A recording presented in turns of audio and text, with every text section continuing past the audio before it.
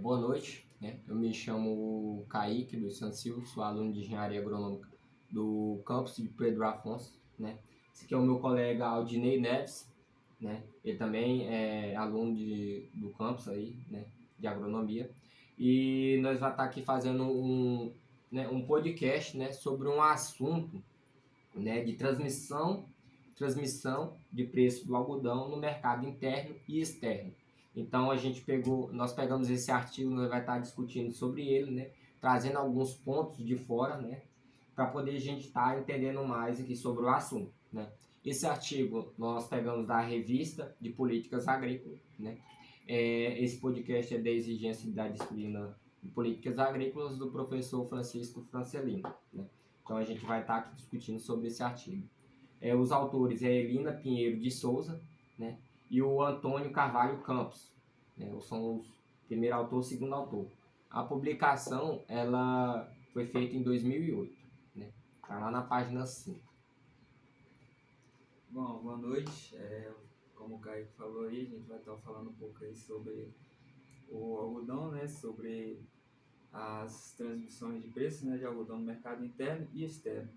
Bom, o Brasil, né, teve uma estabilidade aí de cerca de nos anos de 1980, né, quando a produção nacional ela era suficientemente conseguia atender a demanda aqui dos brasileiros, né, ou seja, a demanda doméstica. Mas no início ali de Teve a estabilidade, né? Em 1980. mas ali na década de 1990, né, houve um declínio, né, ou seja, esse declínio gerou cerca de 60% do seu consumo, né, doméstico. O Brasil conseguiu exportar ele para fora. Então, essa década aí de 1990... Tipo assim, nós conseguimos atingir, né? 1980 nós atingiu a estabilidade e 1900 foi uma quebra que teve. Isso. Essa quebra ela foi uma severa crise de produção, né, que o país passou a exportar cerca de 60% do nosso algodão para fora. Então, antes nós estávamos estabilizados, depois nós teve que exportar para poder suprir a demanda. Isso, exatamente. Devido à crise na produção, né? Isso, teve uma severa crise. Isso é interessante, né, que o autor nos traz essa quebra, né, essa crise, para poder entender, né, até a temática, né, do assunto, que é a transmissão de preço, né, porque está correlacionado diretamente, né, porque se eu tenho uma produção, né, que ela é estável, né, e você tem uma quebra ali, uma né, década ali para frente, você já isso tem uma vai interferir logicamente no preço, né, que é a oferta e demanda, né, isso é o que cota, né, o que manda o preço. Então ele nos traz isso, nos traz esse dado, né? Nós pegamos aqui, nós buscamos também outros dados, né? Um histórico, na verdade, desde 1991 até 2014, né? Mas aqui nós analisando até 2008, que é o que o artigo nos traz, né? Nós vemos que realmente, né, em 1990, né, a produção foi lá embaixo, né? Como mostra o gráfico aqui. Bem tinha uma estabilidade bastante grande, né, de cada ano para cada ano. Mas assim, ela conseguiu firmar maior ali, de acordo com o Rural News, né, que é um programa ali que traz sobre agropecuária, né? Ele conseguiu firmar que em 2007 o Brasil ele conseguiu ter uma estabilidade ali na produção. Por quê? 2007 ali começou a vir novas tecnologias, novos implementos, novos maquinários, implantou a área de cultura maior para a produção de cunicultura, e o Brasil daí para frente, de 2007, de acordo aí o Rural News, né, passou a decolar, sendo que até o Brasil está em quinto, né, produção mundial aí. Então daí para frente. O artigo que realmente nos traz isso, né, que aqui, ó, 2007 a produção, né, chegou a 40 mil, né, toneladas de algodão, né? Então aí também a exportação aumentou, né? Então conseguiu alcançar a estabilidade graças a essas implantações. Tecnologia, enfim. Tá, nós aqui falamos meio por cima, né, sobre os conhecimentos que o autor nos trouxe a quebra também.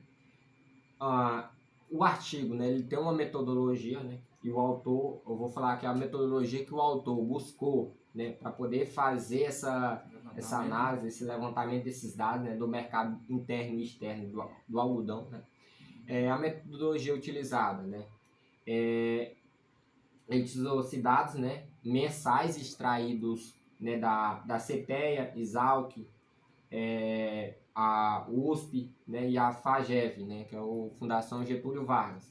Então ele buscou esses dados, né, desde 1990 até 2008, né, que foi o analisado aqui no nosso artigo. Bastante confiável hoje, né, no Brasil tem. E o método teórico, né, que ele utilizou foi o modelo teórico, né, empregado neste trabalho, baseia-se na lei de preço único, né? A lei de preço único aqui, que é onde a gente vai estar falando bastante em cima disso, né? Que é a lei de preço único, né? Foram utilizados os preços do algodão, né, em pluma no posto de São Paulo. Então é interessante também a gente mensurar qual foi o preço, né, que eles colocaram em cima. Né? Está aqui dizendo que foi São Paulo. Ou seja, só a pluma do algodão. A pluma do algodão, né, que foi analisado.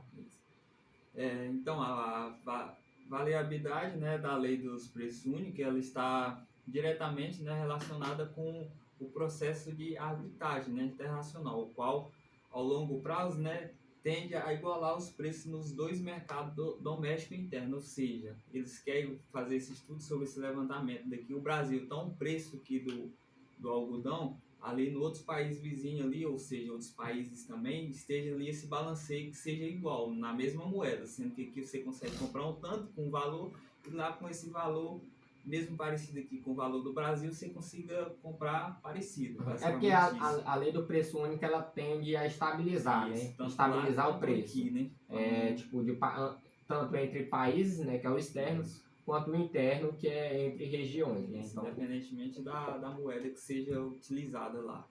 E essa lei, né, do preço único, ela está diretamente, né, relacionada com o processo, né, de arbitragem internacional, né? Ou seja, em qualquer lugar você tem que ter essa lei de balanceio, né, de preços parecidos com doméstico e externo, né? Não ocasionar uma crise, né? Tipo assim, se você tanto o Brasil produzir aqui e querer só exportar para fora, porque lá tá um preço tipo elevado, mais grande. Aí causa mais demanda. Isso, causa mais demanda e o Brasil não consegue ter um estabelecimento ali do doméstico, né? Vai produzir só para o externo, visando a moeda lá.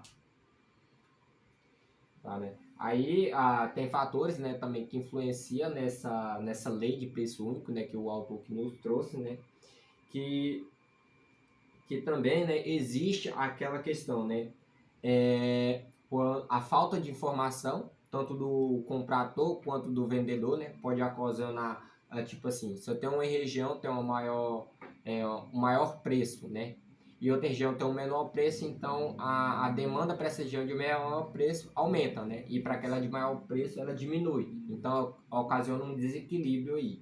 Então o autor que ele buscou correlacionar se houve, né, essa diferença nessa época, né, ao longo do ano. Isso, ao longo do ano, de 1990 a 2008, se houve essa defasagem.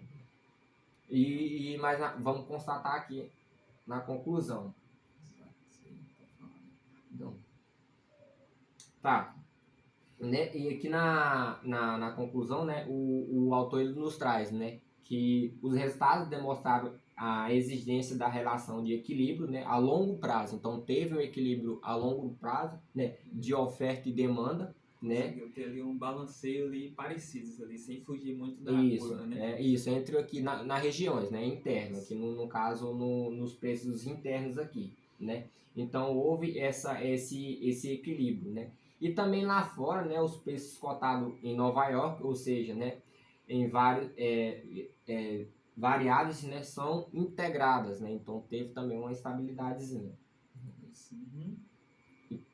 E também, né, é relevante lembrar que a lei do preço único, né, prevaleceu nesse mercado, ou seja, ao longo desse tempo, essa lei de manter os preços únicos estáveis de um país para o outro, ao longo desse estudo de 1996 a 2008, ela se manteve, né? Então, e por fim também, né, é válido também destacar, né, que o trabalho aferiu o grau de integração, né, dos mercados interno e externo de algodão, utilizando apenas os seus preços ali, são os preços da pluma, nesse caso do estudo. Então, é isso, né? Ele conseguiu, o artigo dele, né? Ele conseguiu relacionar essa lei do preço único, né? Prevaleceu no Prevaleceu. Caso. Então, manteve essa estabilidade nesse tempo, né? Em cima disso. É isso, nossa apresentação. Obrigado.